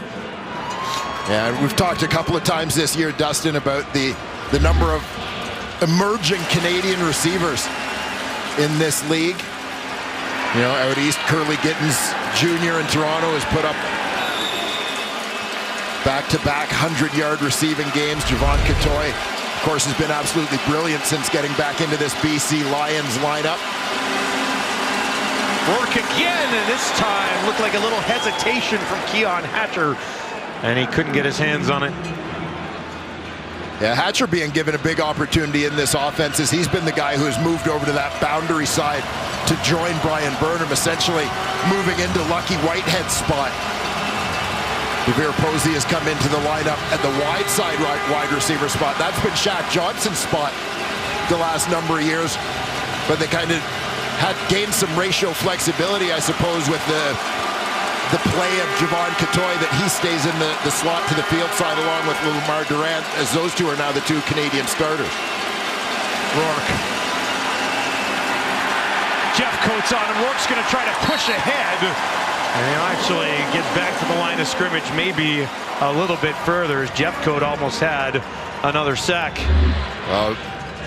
Rourke comes up looking a little bit shaken up here. Jeff Coates coming from the top of your screen. Wraps him up. And Rourke was shaken up on that play, so Michael Riley now back into the Lions huddle. Down 30. Got to find some sort of legitimate spark here. So 3rd and 9. This offense isn't going anywhere. Riley back out with 4 receivers to his left.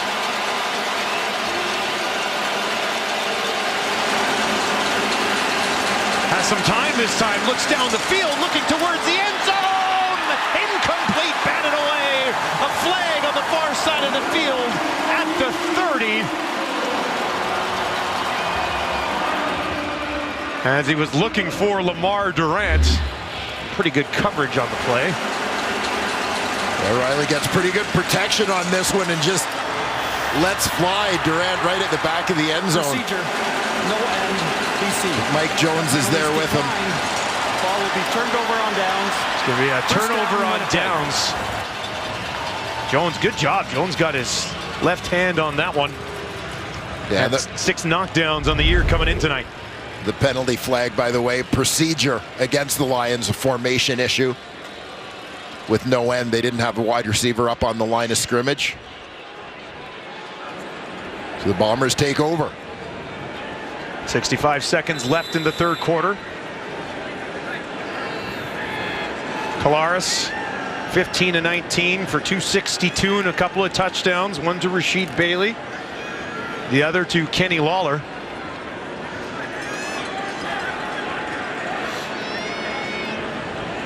Johnny Augustine in the game, and he's going to take this handoff, and he's got a huge burst right at the middle. Look at this.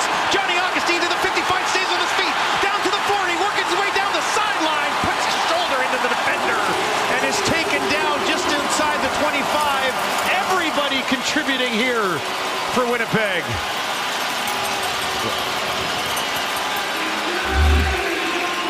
And this is, by the way, the third Canadian running back on the depth chart, Johnny Augustine, out of the University of Guelph. Finds a crack, gets this one to the outside. Augustine, by the way, has been tremendous on special teams. Kick coverage in this ball game, has been downfield with a couple of big hits in the return game. Gary Peters was shaken up right at the end of that play. Lions corner. So he's just being assisted off the field. 55-yard pickup for Augustine. BC tonight has 57 total yards rushing. Augustine got that essentially. What a burst, too. He took off. Yeah, explosive athlete is Johnny Augustine. Guy who was undrafted. Originally signed with Edmonton as an undrafted free agent in 2017. Has also spent some time with Saskatchewan before earning an opportunity here in Winnipeg. We've seen him in relief in past seasons, coming in for Andrew Harris. Now with Brady Oliveira, a little more depth at that position. They're Canadian running backs. Now they'll tuck it into the belly of Bailey. Bailey's going to go the other way, and they'll take it down inside the BC 20.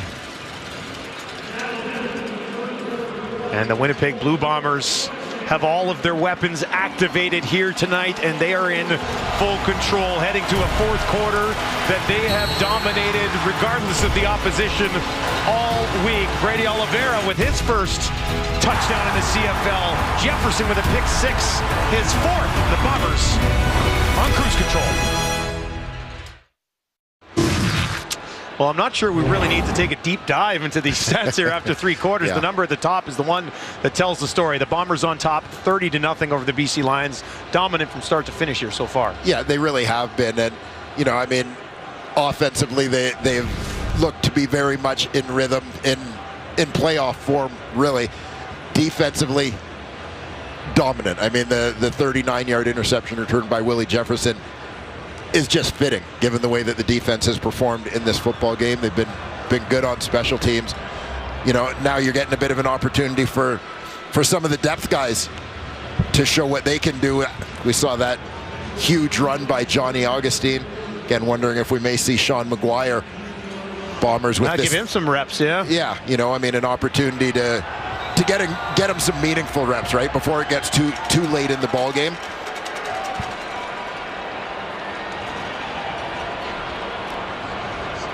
It is Collaros who remains in there now, with Augustine still in at running back. Dembski in the slot to the right. Now they're going to pitch it out to Augustine, and he's got a full head of steam again, pushing ahead. When he moves. That's a freight train coming at you, and he takes it down inside the 10. Yeah, and you know, you go back to his draft year, a lot of people were really surprised when Johnny Augustine was not selected in the draft. He was certainly a guy who was one of the stars of the combine that year. I mean, you see the explosiveness that he possesses as an athlete. The guy certainly has some skill, maybe a little bit undersized, and that may have caused a few teams to shy away. And obviously coming into the league at a time where there were a limited number of teams starting Canadian running backs.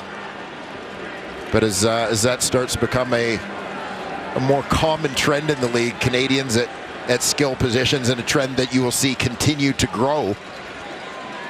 You'll see guys like Johnny Augustine get more of an opportunity in the CFL. Back to Augustine again, and he takes it down to the 5. He's listed at 5'9", 199, but that's a thick 199 to win. Yeah, powerful guy.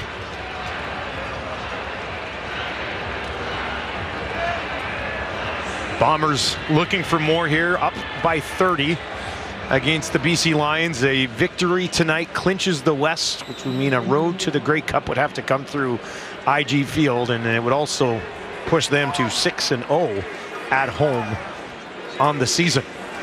Augustine stands in to the right of Collaros. Now he'll flare out to the right. Collaros looking to the end zone. He's got him. Kenny Lawler, touchdown. Second of the game.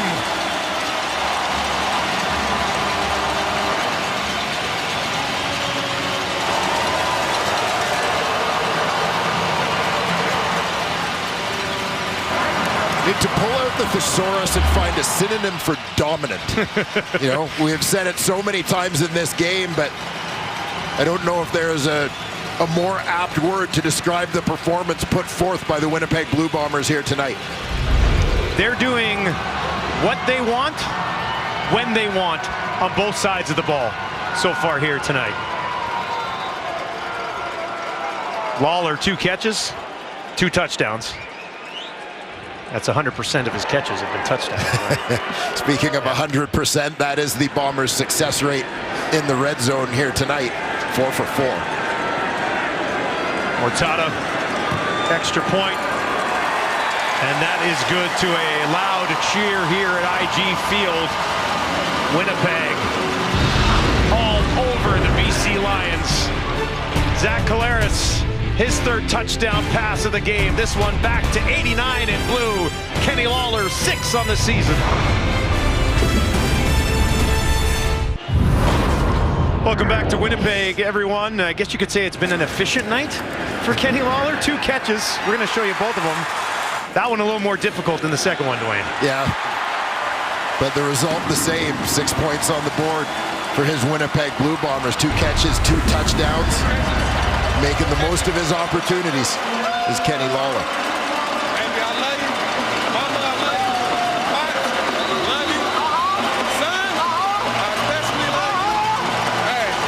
He likes playing the BC Lions. 2 touchdowns tonight, over 200 yards and a touchdown back in week 9. Here's Rainey, and Rainey will take it outside the 30 for an update on the BC Lions quarterback situation. Let's send it down to Sarah Orlesky. Well, Dustin, the intention was for Nathan Rourke to play the 4th quarter, but he is now questionable to return with a shoulder injury, so it looks like Michael Riley will continue to stay in the game. Thank you very much, Sarah, and we're going to see more Michael Riley the rest of the way here. And this is the point in the broadcast at which I make the point that teams need to go back to dressing 3 quarterbacks. Yes. Because Michael Riley should not be required as a starting quarterback. One of the stars in this league should not be forced to go back into the game in this situation. Because of an injury to his backup that they were going to have in the rest of the way, as Dwayne is saying. And maybe we'll see a lot of this for Riley as he just hands it off. And they pick up about 3 yards on that first down. There's a look at Rourke. Yeah, and unfortunate for him, obviously, as it would be great for him to get some reps here as well. Injured Lion down on the field getting looked at here. That's Katoy, who Dwayne obviously admires quite a bit. You really like this player, right? You love him. Yeah, I mean, so many tools, right? You're talking about a guy, 6'5", 240 pounds, runs like the wind. So can do everything you need him to do as a receiver, but you can also line him up as a tight end to block, take on defensive ends, linebackers, and so on. That gives you a chance to do so many different things in your offensive package without having to make substitutions. He had 386 yards back in 2019. He's still very inexperienced in his overall CFL career here. Would you describe him as raw still? Like, he seems like a guy who's got all the tools, and it's just a matter of what level he can get to, maybe. Yeah, and I might not so much go with the word raw as high ceiling. Okay, there's a lot of untapped potential there still. Taking the opportunity, as I can sometimes do when a team leads by 37 points in the 4th quarter, to editorialize a little bit with some of my feelings about things. Is you look at guys like Javon Katoy, Andrew Harris, guys who come into the league with the BC Lions because they played junior football in BC. Junior players should go through the draft. Okay. Because it's quite frankly, it's kind of an unfair advantage for BC. Because that's where the strongest junior football in the country is, so players go there to play. Andrew Harris goes from Winnipeg to play in BC. Javon Katoy goes from Calgary to play in BC, and the Lions kind of get first shot at these guys as juniors. To me, junior players should be part of the draft. All the other Canadian players go through the draft. If you have a guy who plays university football first and then goes to junior, he goes through the draft. Do you think it's change that'll be made at some point? You're making a good case here right now. So, well, whether it's a change that will be made or not, it's a change that should be made. Yeah. Yeah, and should have happened a long time ago. Well, it's good news right now for the BC Lions with Katoy, who's getting some work there on the sideline. He's been pretty good so far tonight. 3 catches and 4 targets for 53 yards. Had the big one for 44 yards. And now Durant leaves as well. And that will bring Shaq Johnson into the game. The guy that obviously who has had some success here with the BC Lions. 18 catches on the year. Only 1 catch last week, and then found himself out of the starting lineup this week. 1st and 10 for Riley. Jefferson bringing some heat. Riley sends it, and that is incomplete. Looking for Scarfone, but it was behind him, and he couldn't hang on. And yet another warning shot fired by Brandon Alexander. It's a no-fly zone.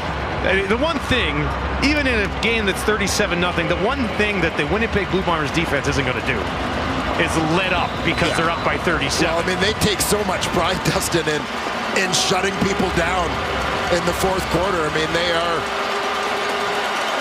the CFL's Mariano Rivera, if you will. Tremendous closers.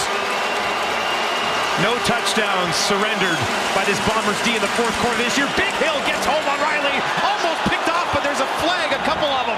Now 3 on the field.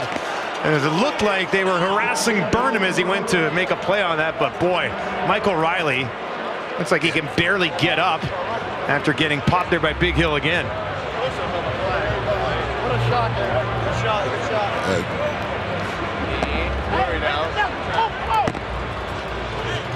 Yeah, I mean,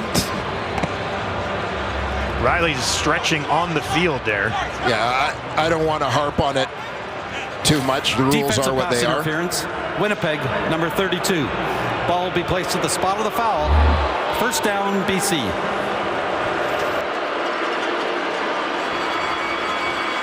Nichols, boundary side, halfback towards the bottom of your screen. Just in early, trying to cut underneath to make a play on that football. And eclipse Brian Burnham's feet and takes him out. But again,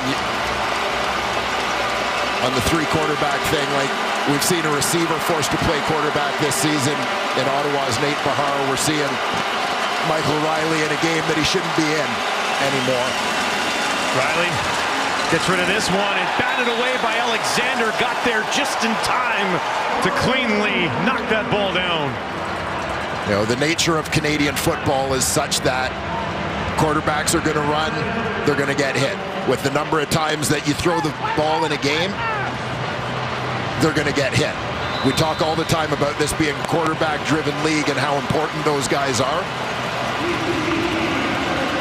Getting a 3rd guy on the roster not only affords you an opportunity to protect those all-important guys when need be, but also gives you an opportunity to develop those 3rd guys who are going to be needed. 2nd and 10. Riley wants to get rid of this one quickly, and that is incomplete as well. Darby was there. Looked like it came in pretty hot, kind of low, and Hatcher couldn't go down and get it, and that will bring up 3rd and 10, and Flintoff will kick this thing away. Yeah, Winnipeg just swarming. Assertive, by the way. That's a great word. I like it. Assertive performance by the Winnipeg Did you just defense. come up with that? No, thesaurus.com, Dustin. Here's Grant. He's going to take it at the 11, and he's just going to lunge ahead. He'll get that out to the 15 as the Winnipeg defense. They're pretty good, hey? They're up 37-0. Still more to come on Super Saturday for the 3rd time in the past 4 weeks. Duke Williams' Riders in the Stamp square off. It's a Western showdown wrapping up our triple header. Duke Williams and the Riders. It still doesn't sound right, but yeah, that's a big moment. It's exciting stuff, though. The Duke. Another weapon for Cody Fajardo. McGuire now in the game here with a 37-0 lead. He's completed 1 pass on the season. It was a 50-yarder on a fake to Dembski, and there's a nice carry by Oliveira at his first touchdown in the CFL earlier in this game. Let's send it down to Sarah Oleski for more on the running back. Well, Dustin, you know, it added even more to him the fact that it was able to be in front of a hometown crowd. Told me that he's looking forward to this opportunity to really step up and carry the load with Andrew Harris right now on the 6-game injured list. And the two of them speak often, he says, about wanting to make sure that Brady continues to carry the legacy whenever it is that Harris eventually retires. He knows it's big shoes to fill, but says he's a hard worker, and being a hometown kid, he definitely wants to be the next big thing to come out of this organization. Well, it's setting up nicely, isn't it, Dwayne? Yeah, he's doing everything he can. Set the stage for that so far. Look at that carry as he fights off 2 or 3 different BC Lions tacklers and picks up about 5 yards. That's a hard 5 yards for Brady Oliveira. Yeah, a little straight arm there, running through contact. Better get down low to tackle that young man. Dad Dale enjoying the show. Pretty happy there, wasn't he? Some proud moments for him, no doubt, this season. Just getting started. Like, he's just getting started, right? He said he was working out with Andrew Harris when he was like 14 or 15 years old, looking up to him, and now eventually today, when we talked to him earlier in the week, I simply just said, "You're living the dream, aren't you?" And he goes, yeah, I kind of am living the dream, which he's pretty happy about. There's a first down as they find Wolotarski. Wolotarski, a fan favorite here in Winnipeg. That's his 3rd catch of the game.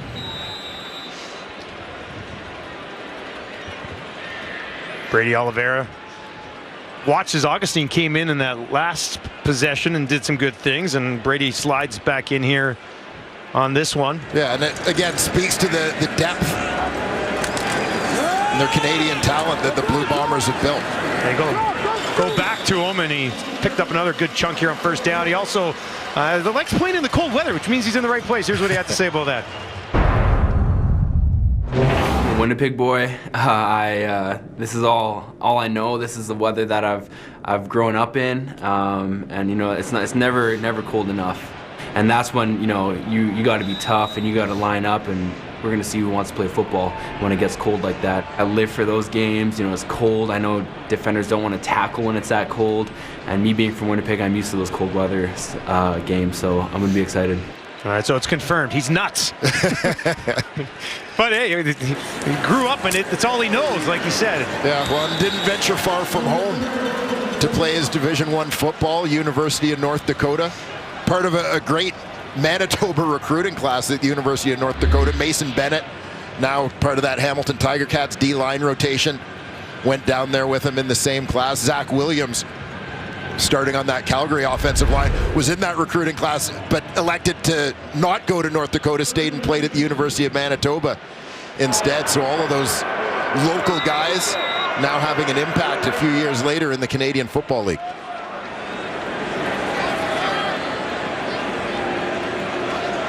Third and short, McGuire pushing ahead. Does have enough. First down signaled immediately, and that'll keep this impressive Winnipeg offense on the field.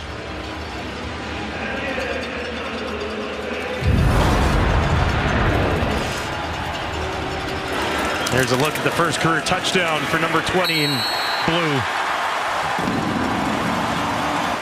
Yeah, proud moment. I don't know who's happier there, right? Yeah, Dad's pretty fired up over there. Said his mom pretty much cooks for him every day. Doesn't mind that. Although he did tell us he's getting into the real estate game. Yeah? Yeah. Yeah. Couple rental properties in town. Yeah, very smart young man. Absolute joy to talk to.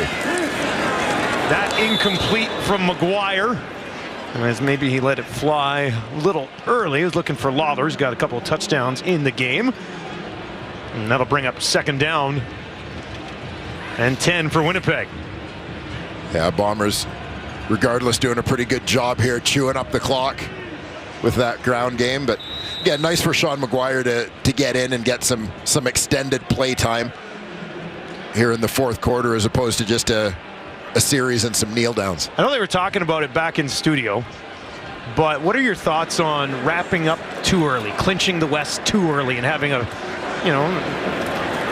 multiple meaningless games, if you really want to call it that? I know players will never say that, but there won't be much on the line outside of keeping the momentum going for your team. So how do you handle that if you're Coach O'Shea, and where do you come out on clinching so you just don't see it very often? Yeah, and I think that there is a degree of killer instinct to this team that doesn't want to let their foot off the gas, that doesn't want to take it easy for games that may not have any impact on where they finish in the standings, but how they perform in those games certainly kind of impacts their mindset and their performance in the playoffs. And I think when you've got a team with a number of guys, like once you've had a taste of the Grey Cup, that is not something that you take for granted, that you take lightly, especially for this team, right? Where it's been kind of a journey under Mike O'Shea to get there.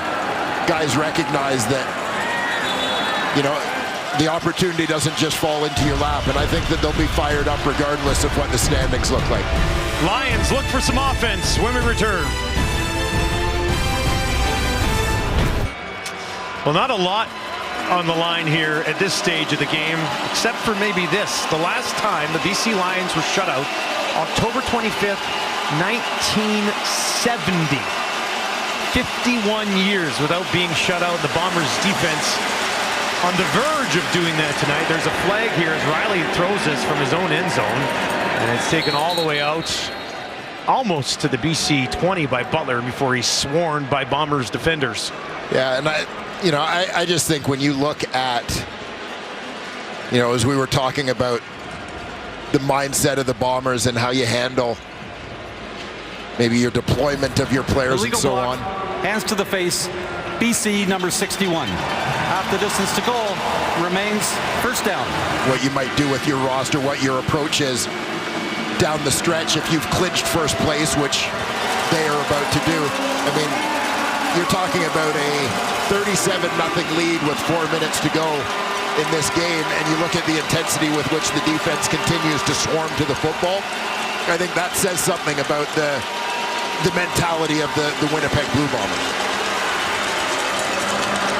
That is a completion by Riley under pressure as he goes over and finds Hatcher. I mean, with this defense with the Bombers, there's a lot still on line for them. We're talking about one of the greatest defenses in the history of the Canadian Football League. These numbers are just ridiculous. Yeah, they really are. That 12.6 points allowed per game really stands out to me. And of course, the fourth quarter number, 0.6 points per fourth quarter. That was Hamilton back in '66 at 11.4 points per game. Yeah, like that's choking people out. A completion for Riley. He'll move it up to the 25. Another catch for Brian Burnham. His fourth of the game. That'll take us to the 3-minute warning. Bombers 37-0.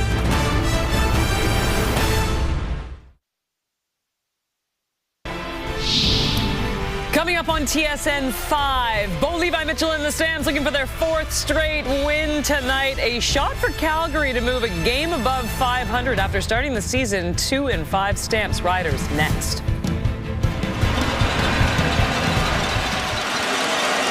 Looking forward to that game coming up a little bit later on. A huge one in the West.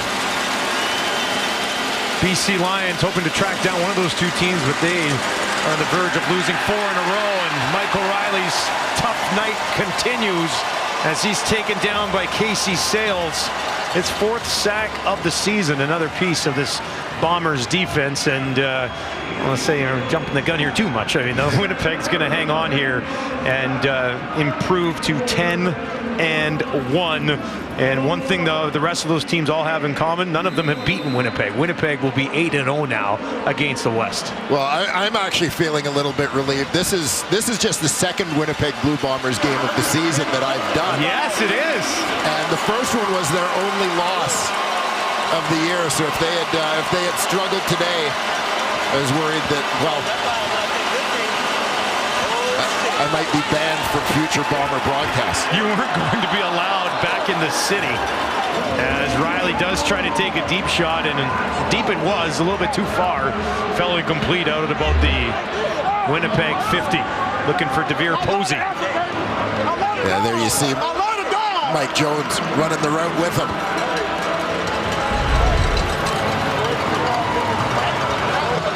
Frustrating day for Michael Riley and the BC Lions. Flintoff will kick it away. Janarian Grant takes it at the 48. Janarian Grant finds some room. Here goes Janarian Grant. Get by the kicker and he's gone.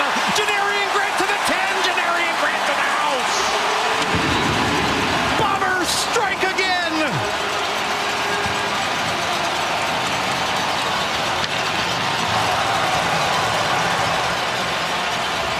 Offense, defense, special teams, all contributing on the scoreboard. In a commanding performance. In all aspects of the game.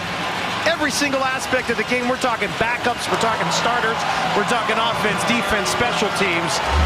Domination from start to finish. It seemed like it was just a matter of the time with the way he was playing tonight. Yeah, a number of big returns from Janarian Grant where he seemed like, yeah, he was sort of one block away, one tackler away. And here, in the game's dying minutes, he delivers the exclamation point. Mortada with an extra point to make it a 44-point cushion for the best in the West.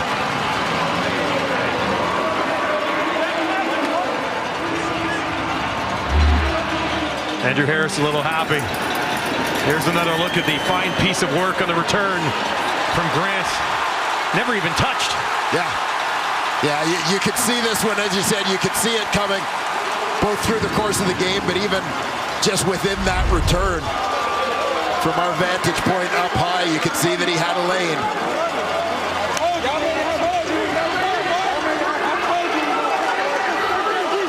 105-6 in the fourth quarter.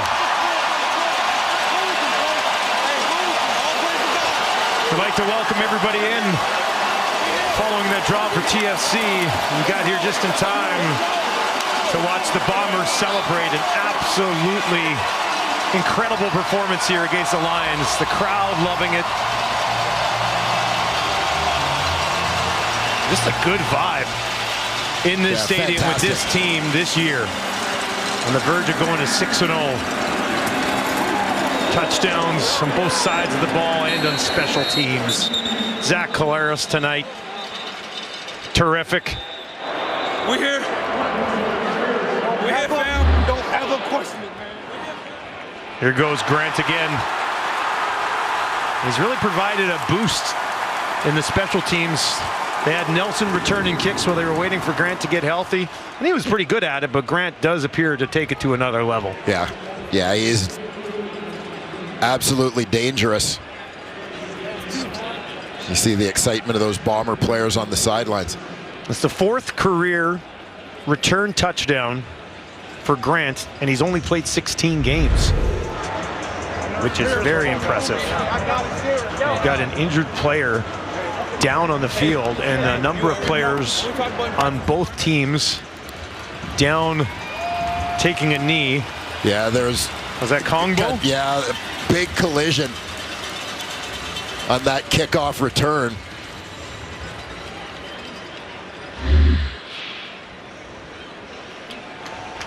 You're going to see, keep an eye. The block is coming from 92 Banks, and here you see number 2 Kongbo coming down full speed. So this is two big bodies moving quickly. Ooh. And that collision is helmet to helmet. Banks kind of caught him on the temple.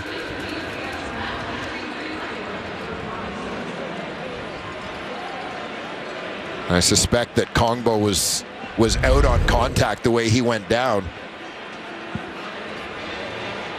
Big, strong dude himself, just got caught in the wrong spot. Banks at 6'4", 290. Big boy collision right there, because Kongbo's a big guy, too. Yeah, I mean, Kongbo's 6'5", about 255, 260. He's in a great spot to learn here too, right? He was a top 10 pick himself back in 2019, 5th overall, and now you get to sit here and watch Jefferson and Jeffcoat go to work and soak everything up from those two guys. We've got a completion to Hatcher, and he stays on his feet, takes it outside the BC 40 with $1:51 left to play here in the fourth. And really all that remains to be seen is if the Lions can break the goose egg here in the last 2 minutes. Bombers surrendering just 6 points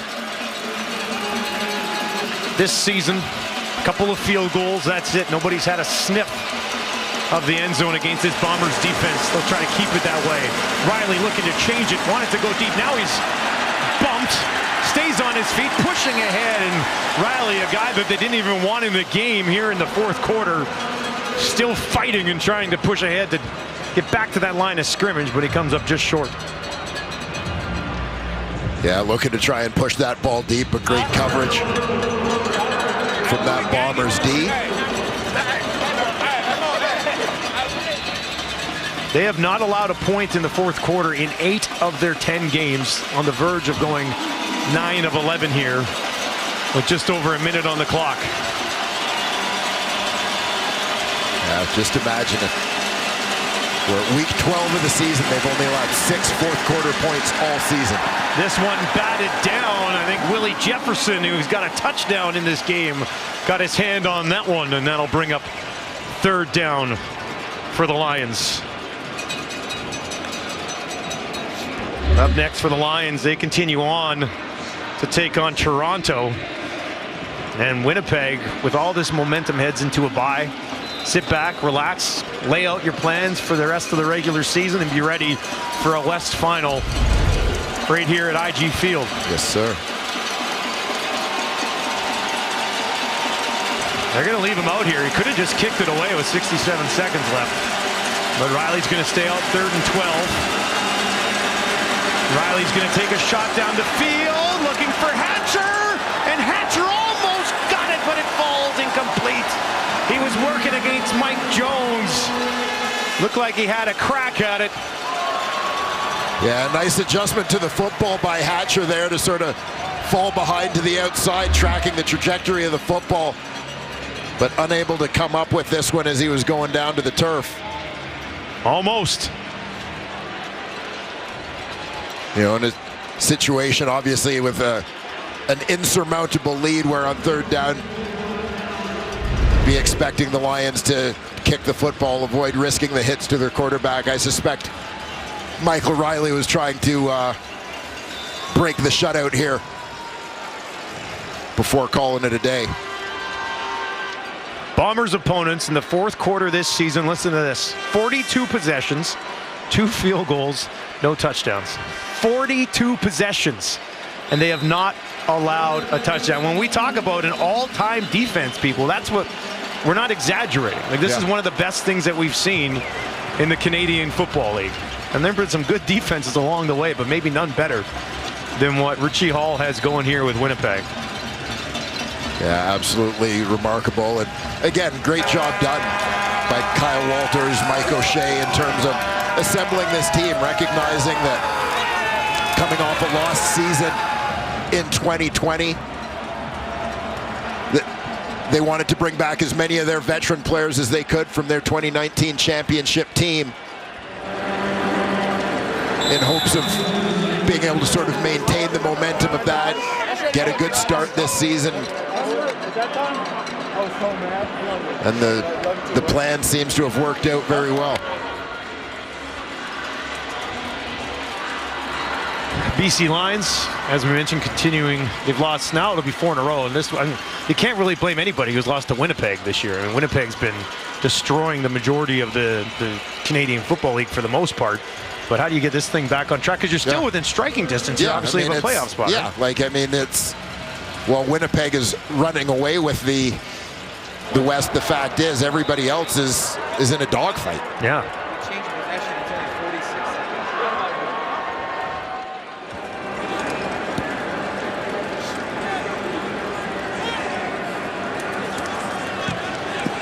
This will be kicked away. Rainey goes back and watches that bounce into the end zone.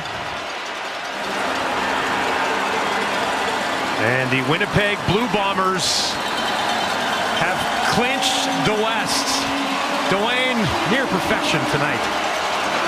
Yeah, from start to finish. I mean, this is a team that you can tell when they step out on the football field, they have a message to deliver to their opponents. You know, it's not just about their record, but wanting to establish. People are calling them the best team in the Canadian Football League for a reason. They live up to the hype.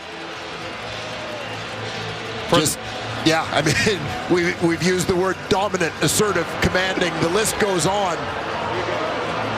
Phenomenal effort from the Winnipeg Blue Bombers. Very impressive. For the first time since 1972, the Bombers have clinched top spot in the West. They are 6-0 at home. They are 10-1 overall, and they are incredible. Road to the Grey Cup in the West comes through Winnipeg.